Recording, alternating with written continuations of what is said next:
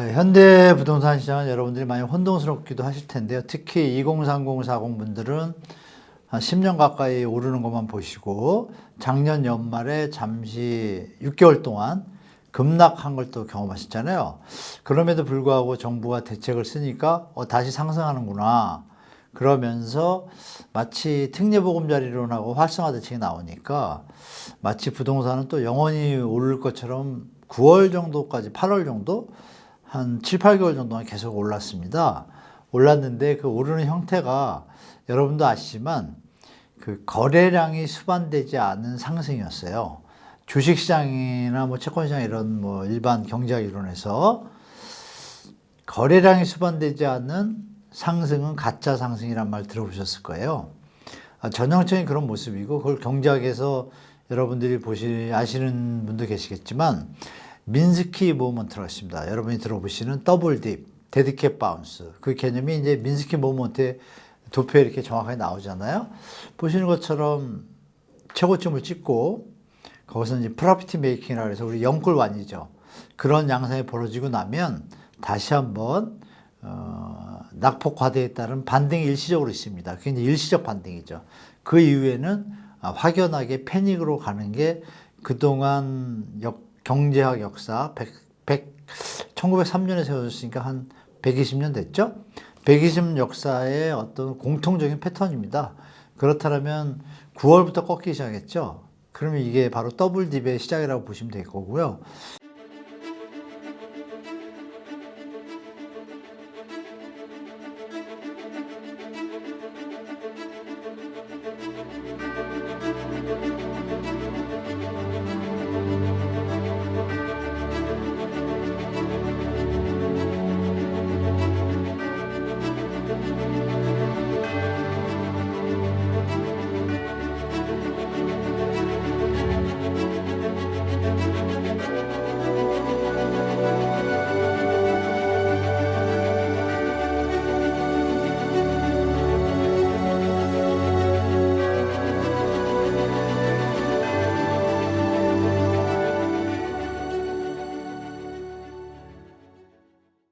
다시 한번 잠깐 반등하는 게 나타났지만 두 번째 2차 일시적 반등이 있을 수 있습니다. 그게 이제 신생아론이 내년 봄에 나오잖아요. 근데 그 금액이 26조 6천억이에요, 예산이. 그러면 올해 아까 말씀드린 대로 특례보금자리론이 한 39조 6천억 예산인데 약간 신청자가 많아가지고 한 41조 원 넘게 소요됐습니다. 그리고 7월 5일 날 나온 50년 주담대가 한 10조 가까이 됐어요. 그러면 한 50조 정도 되죠? 그럼 26조라고 단순하게 비교를 해보면 한 반 정도 되잖아요, 예산이. 대출 확대가. 그럼 여러분이 상상할 수 있는 게, 그러면 올해의 상승에 한 반 정도의 효과가 있겠구나 예측이 될 겁니다. 그러면 시장을 예측해 본다면 올해 시장은 연말까지 하락 추세로 가다가 연말 끝지점에 가서 신생아론에 대한 어떤 기사나 이런 부분들이 약간 조금 보도가 많아지고 약간 펌핑 효과가 있으면서 봄부터 약간 신생아론에 대한 대출이 시장을 약간 견인할 겁니다. 그럼 말씀드린 대로 그 이후에는 더 이상 받쳐줄 것이 없죠. 다만 금리 인하는 좀 기대하겠지만 고금리 여파에 대해서 여러분들이 이해하실 게 우리나라하고 미국하고 미국이 금리를 인하한다고 우리나라가 바로 인하한다는 보장이 없습니다. 이미 통상적으로 기축통화라는 어떤 강점을 생각할 때 우리나라 통화하고 미국 통화하고 보통 그동안 역사적으로 지정학적 리스크가 있지 않습니까? 감안할 때 보통 우리가 1% 정도 더 높아야지 시장이 안정적으로 유지가 됐어요. 그래서 아시는 바와 같이 환율이 높지 않습니까?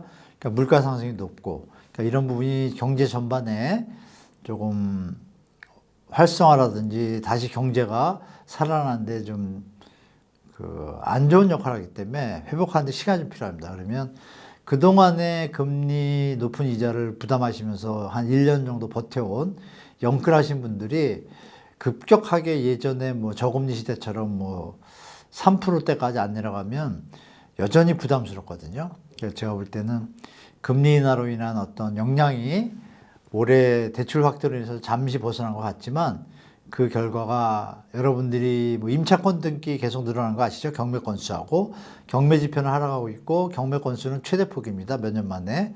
그런 추세를 볼 때 제가 볼 땐 대세 하락 초입이라고 보시고 금리 인하에 대한 기대를 많이 하면 안 된다라고 좀 말씀드릴게요. 금리 인하의 폭이 미국이 내년 중에 많이 내려봤자 1%입니다. 그래봤자 4.5%잖아요. 그럼 우린 3.5%니까 역전된 상태입니다. 그래서 대한민국의 금리 인하를 쉽게 기대하기는 어렵다라고 좀 말씀드리겠습니다.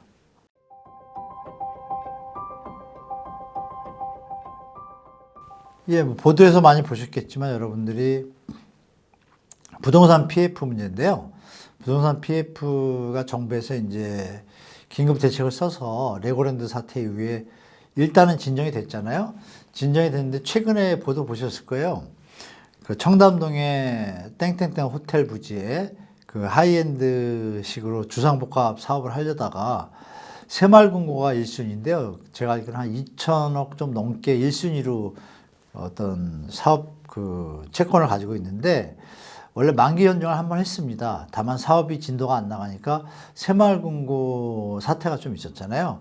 새마을금고도 지금 PF 부실 현장이 꽤 많아서 대주단을 형성해가지고 애를 쓰고 있지만 그 부분이 완전하게 해소가 되지 않았습니다. 다시 한번 조금 외부 충격이 오나 그러면 조금만 뱅크런 사태가 벌어지면 제가 볼 때는 집을 준비할 상태가 지금 충분하지 않거든요. 예금 유동성이.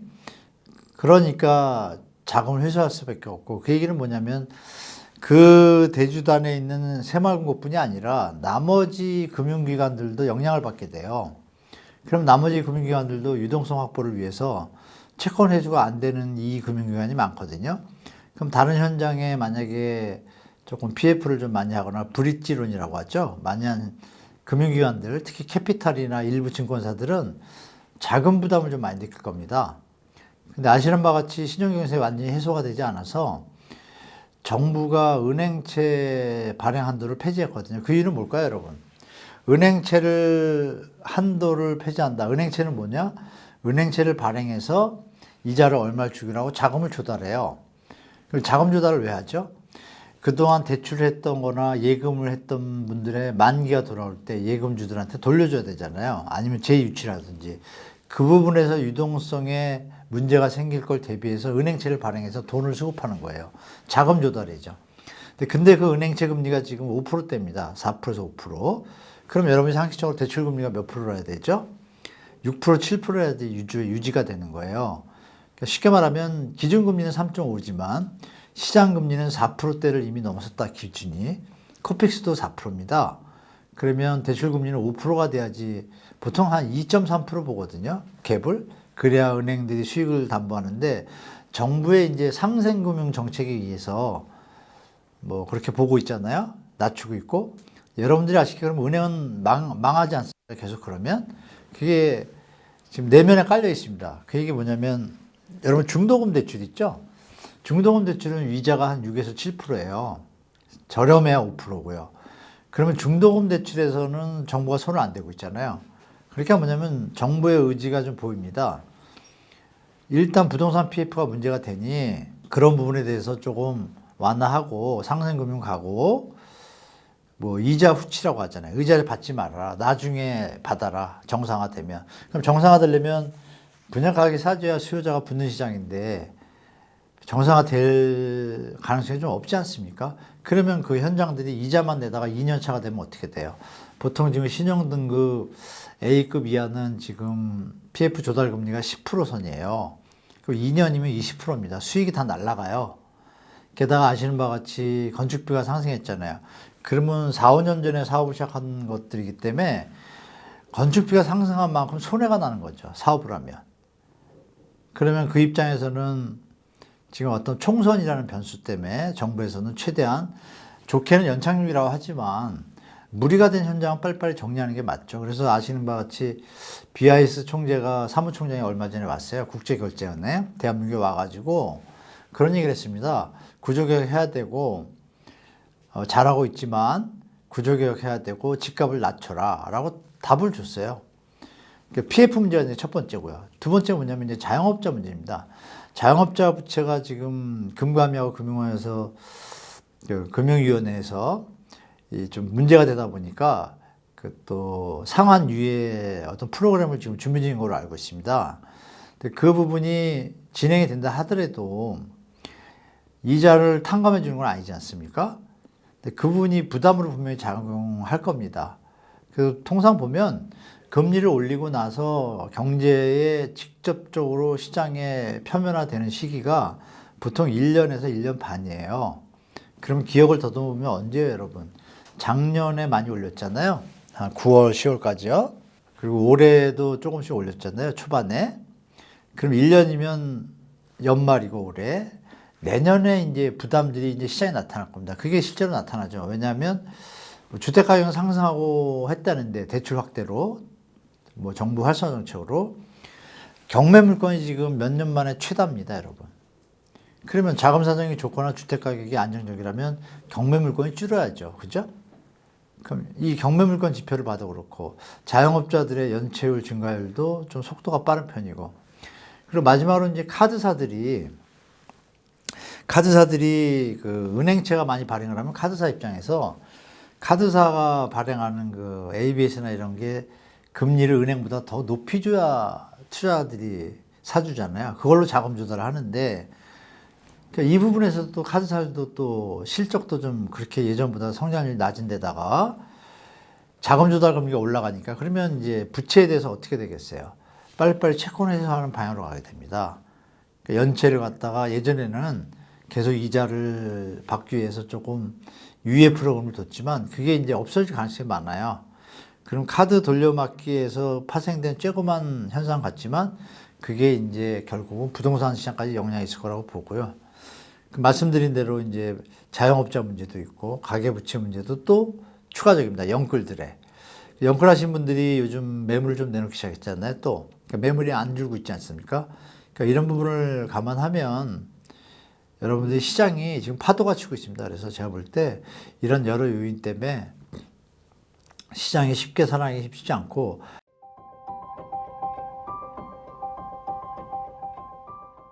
요즘 뭐 기억나시겠지만 전세 가격이 폭등한다 뭐 비슷한 톤으로 전세 가격이 계속 상승한다 기사들이 약하지만 계속 나오죠. 근데 여러분 더듬어 보십시오. 불과 봄만 해도 역전세가 계속 시작되고 있었고, 역전세 난으로 경매 물건이 막 나가는 시점에 정부에서 뭘 했죠? 전세 반환 대출을 실행했어요. 임대인이 능력이 안 돼서 돈을 못 줄 능력이면 그걸 또 대출해 준다는 거예요. 그럼 그게 임대인한테 도움이 될까요? 임차인한테 도움이 될까요? 그러니까 주택 가격이 오버슈팅이 돼 있으면 결국은 경제에 부담이 되거든요. 그 수치가 전 세계가 버블이 날 때 어떤 수치들이 있습니다. 가처분 소득 대비 가계부채 비율이라든지 뭐 피케티 인덱스라든지 주택 가격 부담 지수라든지 뭐 매수 의존 여러 가지 지표들이 선진국들 일본 버블, 미국 버블, 피그스 사태 그때 수치보다 우리가 더 높아요. 근데 그 가격을 억지로 유지하니까 전세 가격 상승이라는 다른 나라에 없는 요인이 지금 하나 있잖아요. 근데 그것까지 꺾이면 어떻게 되겠어요? 그러니까 정부가 이제 전세대출 반환 보증을 했는데 거기에 능력이 되는 분들은 그 대상이 돼서 그나마 역전세를 면하고 일단 한숨은 돌렸지만 나머지들은 어떨까? 나머지 분들, 그러니까 그동안 대출이 너무 많아서 정부의 전세 보증, 대출 보증 조건에 해당 안 되는 분들이 있어요. 그분들은 제2금융권밖에 안 되거든요. 거기도 쉽지 않죠. 그게 이제 경매로 나오는 거거든요. 그래서 아까 말씀드린 대로 경매 물건이 자꾸 늘어나고 있는데 요즘 이런 일이 벌어지고 있습니다. 그 전세 가격 상승이라는 거하고 지금 말씀 주신 대로 전세 물건이 상승하는데 왜 늘어나냐. 그러면서 여러분 생각해 보세요. 전세 가격이 보도처럼 올라가고 있다라면 역전세가 어떻게 나죠? 임차권 등기가 늘 이유가 없잖아요. 임차권 등기라는 건 뭐예요, 여러분? 주인이 돈을 안 줘서 법원에다 힘을 빌려가지고 경매를 하기 전에 사전 단계예요. 근데 그 숫자가 가격이 오르면 있을 수가 없잖아요. 전세돈을 다 돌려주고 남는데. 그러니까 가짜 기사인 거예요, 기사가. 그 기사가 왜 가짜 기사냐? 어느 신규 단지에 1000세대인데 신혼부부들이 많이 찾는 아파트예요. 거기는 나온 물건보다 사람이 많으면 올라갈 수가 있잖아요. 왜? 신혼부부는 또 5억까지 묻지도 따지도 않고 대출해 주잖아요. 전세보증금을. 이런 정부가 만들어 놓은 어떤 요인들이 가격을 받치고 있어서 전세 가격이 올라가는 것 같지만 실제 전체 시장을 볼 때는 역전세가 지금 많이 일어나고 있어요. 내년 봄까지 아마 일어날 텐데요. 그러면은 거기서 우리가 생각할 건 뭐예요? 그러면 전세 가격이 올라가면 전세 물건이 줄여야 되겠죠. 그리고 결정적인 게 뭐냐면 전세 가격이 오른 이유에 하나의 원인이 있습니다. 정확하게 뭐냐? 사람들이 집을 안 사는 이유는 뭐예요? 아, 집이 안 올라갈 것 같으니까 차라리 전세를 살겠다는 수요가 있겠죠. 보통 통상적으로 전세 살던 분들이 매매로 넘어가는 단계가 있잖아요. 전세 가격이 매매 가격이 90%면 매매로 넘어가요. 근데 지금은 전세 가격이 50%도 비싼데 매매 가격이 90, 100이니까 갭이 너무 크니까 못 쫓아가니까 매매로 못 넘어가죠. 그럼 전세는 조금 올라갈 수는 있죠. 그렇죠? 수요가 더 생기니까. 근데 그 올라가는데 입주 물량이 지금 너무 많아요. 그러니까 이런 현상을 한 번 더 말씀드리면, 자, 매매 물량이 막 늘다가 요즘 약간 줄었어요. 근데 전세 물량이 막 줄다가 갑자기 늘기 시작했어요. 매매 물량은 7만, 서울 아파트 같은 경우에요. 7만 8천에서 8만까지 넘었다가 지금 7만 8천대입니다. 2천 개가 없거든요. 근데 전세 물량은 3만 1천대에서 3만 5천까지 왔어요. 도리어 더 늘어났어요. 왜? 서울에 입주 물량이 많거든요. 원베일리도 지금 다 안 됐죠. 또 개포 DH 퍼스트 아이파크도 지금 6,700세대 나오죠. 또 어느 지역에도 한 1,000세 나오죠. 이런 것들이 합쳐서 한 만 몇천 세대가 지금 있어요. 물량이. 그러니까 입주 물량이 많으면 당연히 공급이 많으면 가격이 하락하겠죠. 하락하는데 안 나가니까 매매하려고 내놨던 분들이 어떻게 돼요? 유동성이 부족해지면 전세로 돌리겠죠. 그러니까 입주 물량에다가 매매를 팔렸다가 안 팔리는 분들이 전세로 돌리는 분들 물량까지 가세하니까 갑자기 한두 달 만에 3만에서 3만 5천이면요. 20%가 는 거예요. 물량이. 그럼 전세 가격이 하락해야 되잖아요. 근데 부동산 통계는 그래서 제가 100% 믿기 힘들다는 겁니다. 샘플도 공개를 안 하거든요. 주간동에. 그래서 100% 믿지 마시고 발품 파시면 전세 가격은 연말부터 해서 내년 초까지 계속 보합이나 아까 말씀드린 대로 매매 수요가 매매로 안 넘어가고 전세 수요로 더 많아지면 전세 가격이 올라가야 되는데 그 어떤 올라가는 힘보다 입주 물량이나 전세 물량이 많아요. 현재 나온 물량이. 그러면 당연히 수요가 10이 늘었는데 공급이 20이 늘면 당연히 공급이 많으면 가격은 내려가겠죠. 그러니까 역전세는 계속 한 달에 1,000개, 2,000개씩 임차권 등기 경매 물건이 나오는 겁니다. 이렇게 시장을 보시는 게 좀 정확한 판단 같습니다.